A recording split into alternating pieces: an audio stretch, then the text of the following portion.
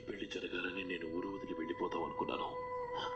ఆ పెళ్లి ఆగిపోతుందని తెలిసి ఆగలేక వచ్చాను. నేను వెళ్ళిపోతాను. అయ్యా ఏమిటిది? నన్ను క్షమించు గోపాలం.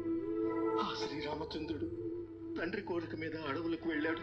కానీ తమ్ముళ్ళ క్షేమం కోసం ఊరొదిలి వెళ్తానన్న నువ్వు ఆ రామచంద్రుడి కంటే గొప్పవాడు.